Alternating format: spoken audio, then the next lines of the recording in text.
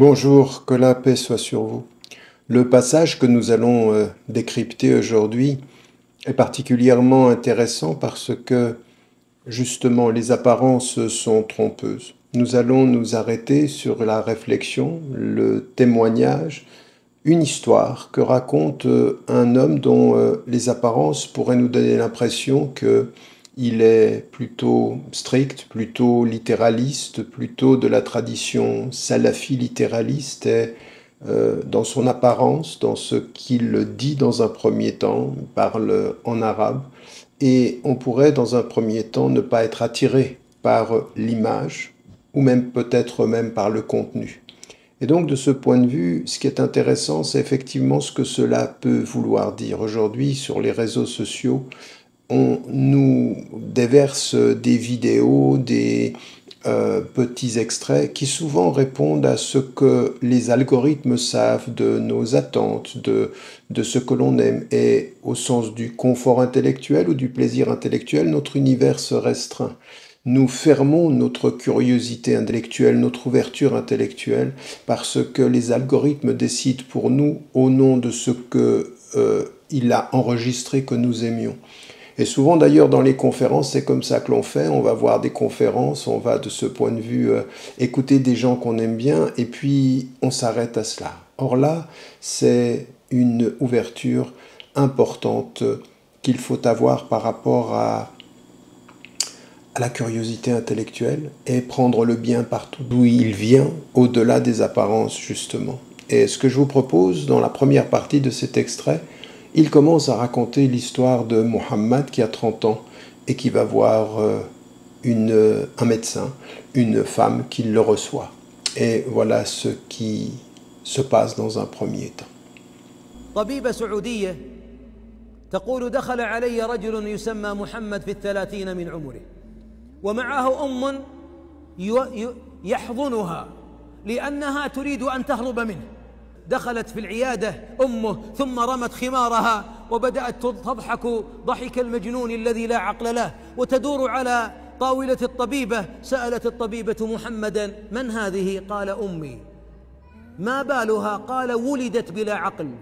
كيف أنجبتك؟ زوجها جدي لأبي عسى أن ترزق بولد فتزوجها أبي فطلقها في العام الأول وحملت بي وأنجبتني، ومنذ أن كنت في العاشرة وأنا الذي أخدمها، أطبخ لها، إذا أردت أن أنام أربط قدمي في قدمها أخشى أن تهرب ولا أجدها.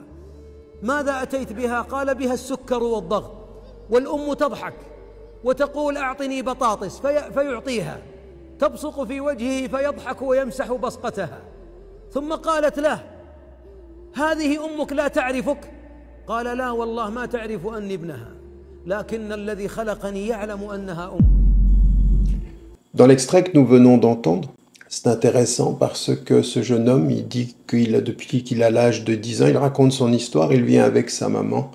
Et sa maman manifestement, elle a perdu la raison. Elle a perdu la raison et elle a un comportement qui est un comportement tout à fait anormal. Elle tourne autour du bureau de la doctoresse, elle insulte son fils et son fils explique à la doctoresse: ben voilà mon histoire. Elle a été mariée, elle m'a eu comme enfant, mon père l'a divorcée parce qu'elle n'était pas normale et depuis que j'ai l'âge de 10 ans, je sers ma maman.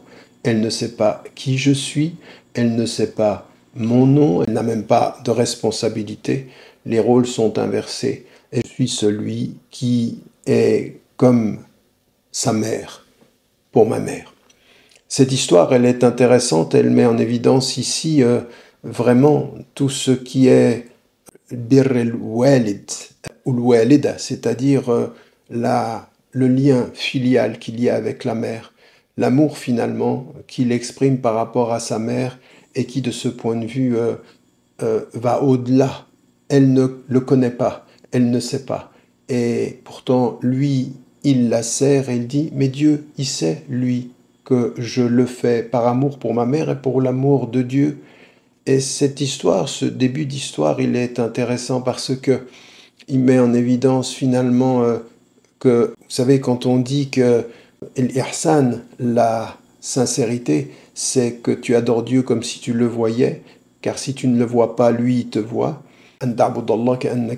Comme si tu le voyais. Souvent, on pense que Dieu, il voit nos fautes, que Dieu, il est là, et c'est les histoires qu'on raconte aux enfants. Fais attention, parce que si personne te voit, Dieu te voit, et donc il voit ta faute.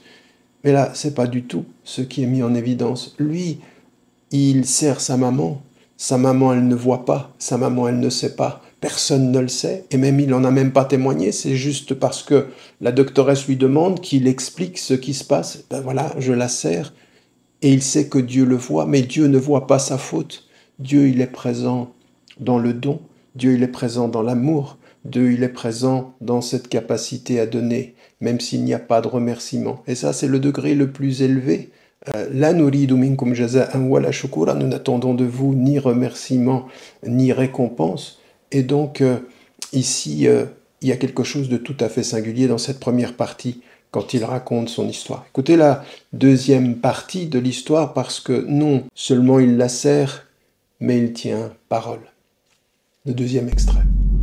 ثم قالت يا بني وتناديه أنت كذاب ليه ما توديني المكة ترى مكة في الشاشة قال الخميس يا أمي أما قلت أني سأذهب بك في الخميس فقالت الطبيبة أتذهب بها وقد زال التكليف عنها تذهب بها للعمرة قال كلما أرادت مكة أذهب بها لا أريد أن تتمنى شيئا وأنا قادر على تحقيقه ولا أعمله لها.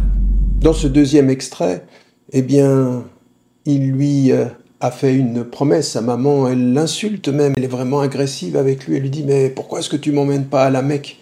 Elle lui dit, mais c'est jeudi que nous allons à la Mecque, s'il plaît à Dieu. Et puis la doctoresse est tout à fait surprise, mais elle a perdu sa raison, donc elle n'a pas à aller à la Mecque, elle n'a pas d'obligation rituelle. Et lui, ce qui est important, c'est pas ses obligations à elle, c'est son désir, et il ne veut rien faire qui puisse, de ce point de vue, ne pas faire plaisir à sa mère. Elle a exprimé ce désir, il tient, lui, sa promesse. Donc, à la déraison de sa mère, il y a la promesse raisonnable de l'enfant, et il tient sa promesse par rapport à Dieu, par rapport à sa mère, et il ne veut rien faire qui ne lui fasse pas plaisir. Et donc, de ce point de vue, encore une fois, il exprime cet amour plus loin simplement encore que le service, c'est qu'il va l'aider à accomplir un rite dont elle n'a pas l'obligation, qu'elle n'a pas l'obligation de faire, dont elle ne comprend pas le sens. Et il va le faire pour qu'elle ne soit pas triste, pour lui faire plaisir, dans un acte d'amour qui est le pur amour d'une certaine façon, un amour gratuit, au sens où il n'attend pas de récompense, si ce n'est qu'il sait que Dieu est là quand il veut voir servir sa mère, il sait que Dieu l'accompagne dans le fait de répondre au désir de sa mère, de ne pas l'attrister et de ne pas la mettre dans une situation qui pourrait provoquer sa colère ou provoquer son mal-être. Ça, c'est la deuxième partie qui va, encore une fois, étonner la doctoresse. Et on va venir à la troisième partie, qui est finalement la morale de cette histoire. ثم خرج مع أمه مع الباب وأغلقت الطبيبة الباب وبكت بكاء مرا لذيذا قالت سمعت عن البر لكن أن أرى شابا أمه لا تعرفه وحياته تحت قدمي أمه يخدمها حتى يقضي الله بينه وبينها صفحة بر جميلة قادر كان أن يرميها في مصحة للأمراض العقلية لكنه أراد رفقتها ليبقى باب الجنة مفتوحا في حياته اللهم لا تحرمنا فضلك. La doctoresse, elle ferme la porte une fois qu'il est parti. Elle a vu un homme de 30 ans qui sert sa mère depuis plus de 20 ans et qui la sert alors qu'elle ne sait pas qui il est. Elle n'a pas d'obligation religieuse, elle ne sait peut-être même pas lui exprimer son amour de mère, elle l'insulte, et elle a vu un enfant, qui est ce jeune homme, qui sert sa mère, qui n'attend rien de personne, qui va à l'hôpital voir une doctoresse pour qu'elle la soigne, qu'il l'amène au pèlerinage alors qu'il n'y avait aucune obligation, et qu'il reste avec elle et qu'il la garde auprès de lui. L'enseignement essentiel de tout ceci, et vous voyez, ce qui est tout à fait étonnant, c'est que la première apparence de cet homme qui parle en arabe d'une façon assez rigide, comme ceci, on a l'impression que c'est l'expression la plus évidente du littéralisme de ce caractère strict. L'histoire qu'il raconte ici, c'est une histoire d'amour. C'est une histoire de l'amour, de la piété filiale qui va le plus loin possible. Et peut-être que vous ne l'auriez même pas écouté rien qu'à l'apparence de l'homme. Rien peut-être que le fait qu'il parle arabe et qu'il paraît strict et littéraliste, vous ne seriez pas allé, votre curiosité ne vous aurait pas amené sur ces chemins-là. Et pourtant, l'ouverture intellectuelle, la curiosité intellectuelle nous dit que dans tous les êtres, quelle que soit leur apparence, quel que soit leur statut social, quel que soit ce que la société peut en dire, en tout être, et de tout être, il y a des choses à apprendre, il y a des choses à comprendre. Et là, cet homme, ce qu'il nous rappelle, c'est plusieurs choses. La première, effectivement, c'est par l'intermédiaire de l'histoire qu'il raconte et la réaction de la doctoresse, le sens le plus profond de la piété filiale. Le sens le plus profond de cette piété filiale qui est un acte d'amour de cet enfant-là qui sert sa maman jusqu'au bout. La deuxième chose que l'on retient et qui est un enseignement pour l'époque, c'est qu'il aurait pu, oui, prendre sa maman qui est malade et la mettre dans un hospice, et la mettre dans un asile psychiatrique, comme c'est l'ère du temps. On ne sait plus le sens du sacrifice des enfants par rapport aux parents. À partir d'un certain moment, on considère que nos parents sont des poids. Les poids, on va les donner à des institutions qui vont accompagner les parents. L'époque moderne, qui fait que ceux qui ne sont plus actifs dans leur passivité deviennent des poids parce qu'ils ne sont pas productifs sur le plan financier, ils ne participent pas aux bénéfices et aux profits financiers, ils gênent l'égoïsme et nos vies d'égoïstes, ce qui est devenu une chose qu'on ne connaissait pas dans les sociétés majoritairement musulmanes, qu'on ne connaissait même pas d'ailleurs en Europe, et c'est devenu aujourd'hui la règle.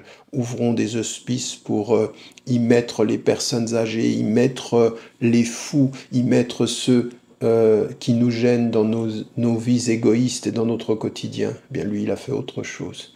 Il est un enseignement pour l'époque moderne. Il a gardé sa maman auprès de lui parce qu'on ne met pas sa maman dans un hospice, parce qu'on ne met pas sa maman dans un lieu où elle va être prise en charge parce que sa présence dérangerait notre quotidien, dérangerait nos affaires, dérangerait notre confort.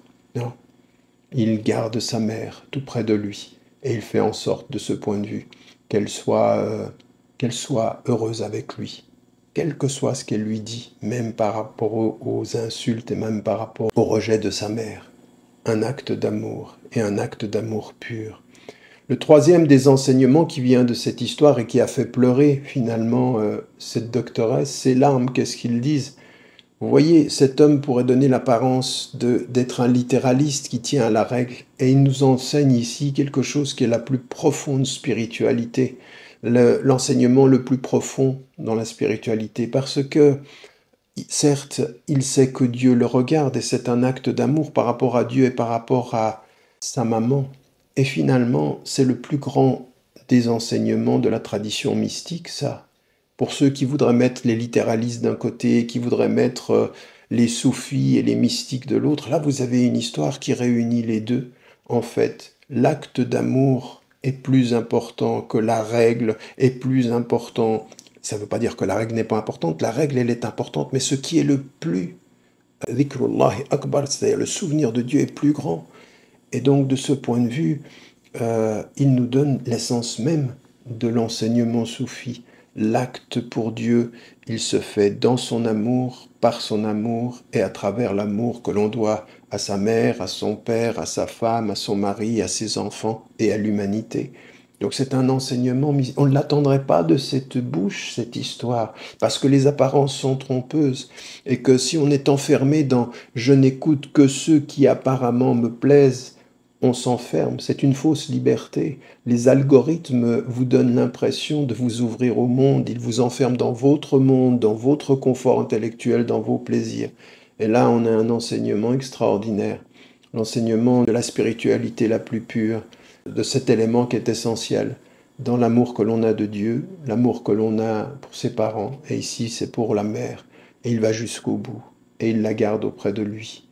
À nous faire comprendre aussi, et ça c'est le dernier élément, que nous avons perdu à notre époque le sens du sacrifice dans le don. Se sacrifier, c'est perçu comme négatif, mais sacrifier de son bien-être par amour pour l'autre, par amour pour sa mère, en l'accompagnant et en accompagnant ses parents jusqu'au bout de ce qui est leur vie, dans la dignité, dans la compassion, dans l'empathie et dans le service. C'est ce que nous enseigne cet homme. Alors effectivement, pour l'époque, c'est un véritable rappel d'humanité et d'amour, le véritable sens de ce que veut dire être avec Dieu et servir ses parents et servir l'humanité, par amour, et même si personne ne le voit, savoir qu'il le voit, et s'il le voit, cela suffit pour que l'on sache répondre à l'amour par l'amour.